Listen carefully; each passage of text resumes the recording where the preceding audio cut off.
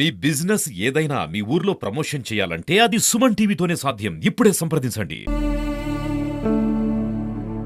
నేను ఇక్కడ అన్నం చేసుకుంటే తినొచ్చు, లేకుంటే ఏమి అన్నం కూడా లేదు, అట్లే పనుకో అట్లే ఉంటుంది.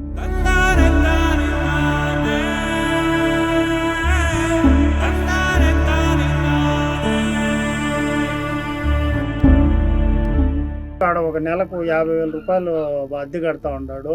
విలాసవంతమైన జీవితం గడుపుతా ఉన్నాడు. నువ్వు పాపం ఇక్కడేమో కనీసం ఉండేదానికి కూడా ఇల్లు కూడా సరిగ్గా లేదు. వాన వస్తే వానలో ఉంటాం సార్.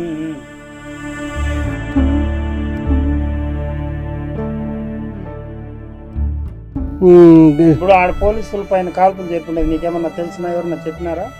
మాకు ఏం తెలియదు సార్. చెప్పలేదు. అసలు వాడు చచ్చిపోయినాడు అనుకున్నాను అంతే.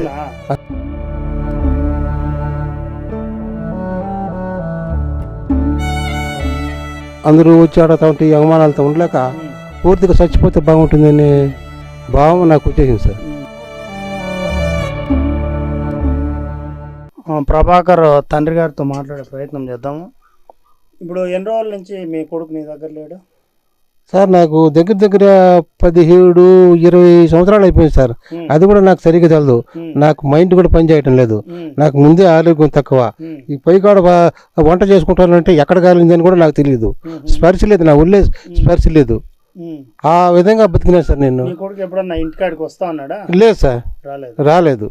నీకేమన్నా డబ్బులు గిబ్బులు పంపిస్తా ఉన్నా? ఏమీ లేదు సార్. నీ కొడుకు ఆడ ఒక నెలకు 50,000 రూపాయలు అద్దె కడతా ఉన్నాడు. విలాసవంతమైన జీవితం గడుపుతా ఉన్నాడు. నువ్వు పాపం ఇక్కడేమో కనీసం ఉండేదానికి కూడా ఇల్లు కూడా సరిగ్గా లేదు. వాన వస్తే వానలో ఉంటాం సార్. ఇప్పుడు మీ కొడుకు ఏమి అడగడం లేదా నీకు? ఏం లేదు సార్, ఏం అడగలేదు. ఏం లేదు సార్, ఏమీ లేదు. నేను ఇక్కడ అన్నం చేసుకుంటే తినొచ్చు, లేకుంటే ఏమి అన్నం కూడా లేదు, అట్లే పనుకో అట్లే ఉంటుంది. తిండి ఎట్లా చేస్తాను? అన్నం అంతా ఎట్లా చేస్తాను? మామూలుగా అన్నం నువ్వే చేసుకుంటావు? ఇంకేమన్నా ఎవరన్నా? అన్నం ఎవరు ఏమి బెటర్ సార్. ఎవరు అందరూ స్వార్థం చూపిస్తారు. వాడికి మనం ఏందులో పెట్టేది, వాడు ఎక్కడో తాడు గుడికి అన్న పోయి ఆడవుతాను తింటాడు, బాగానే ఉన్నాడు కదా. మామూలుగా అడుక్కుంటావు? అడుక్కుంటాను సార్ నేను. ఇప్పుడు ఆడ పోలీసుల పైన కాల్పులు చెప్పుండేది నీకేమన్నా తెలిసినా ఎవరన్నా చెప్పినారా?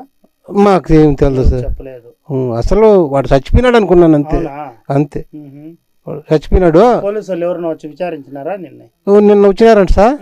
వస్తే నేను ఎక్కడో గుడికి వెళ్ళిపోయాను. గుడికి వెళ్ళిపోయి నేను ఇంటికి వచ్చాను. వాళ్ళు ఇక్కడ నుండి కొంచెం అట్లా బయటికి బయలుదేరినారు ఊర్లో నుంచి. అప్పటి నుంచి నేను ఇంటికన్నే ఉన్నాను. మళ్ళీ వస్తారు కదా, నేను కూడా ఏదన్నా వాళ్ళు అడిగిన దానికి సమాధానం చెప్పాలి కదా అనేసి ఉన్నాను సార్. అదే మేము 5 రాష్ట్రాల్లో ముద్దాయి ఉన్నాడు తెలుసా మీ కొడుకు? 5 రాష్ట్రాల్లో చాలా కేసుల్లో ఉన్నాడు.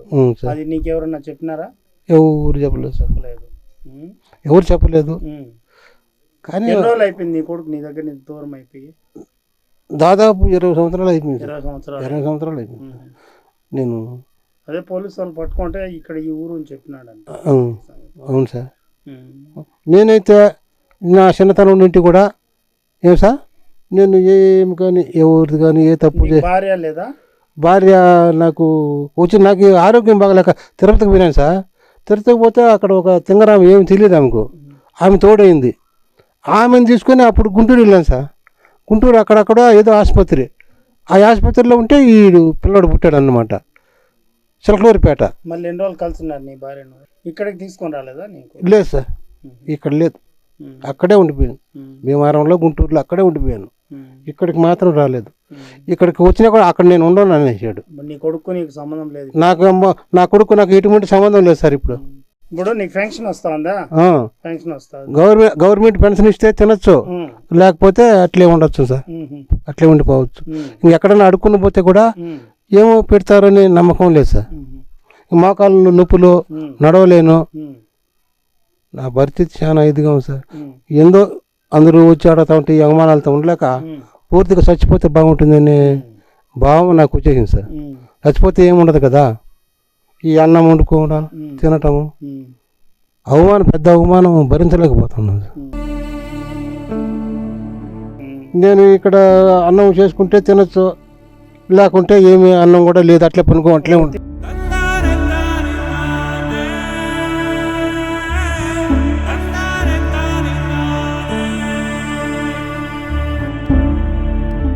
ఆడ ఒక నెలకు 50,000 రూపాయలు అద్దె కడతా ఉన్నాడు. ఉమ్, విలాసవంతమైన జీవితం గడుపుతా ఉన్నాడు. ఉమ్. నువ్వు పాపం ఇక్కడేమో కనీసం ఉండేదానికి కూడా ఇల్లు కూడా సరిగ్గా లేదు. వాన వస్తే వానలో ఉంటాం సార్. ఉమ్,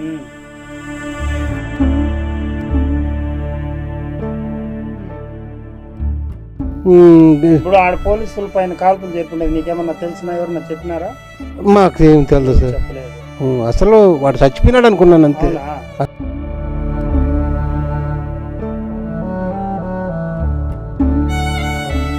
అందరూ వచ్చి ఆడుతూ ఉంటే ఈ అవమానాలతో ఉండలేక పూర్తిగా చచ్చిపోతే బాగుంటుందనే భావం నాకు వచ్చేసింది సార్.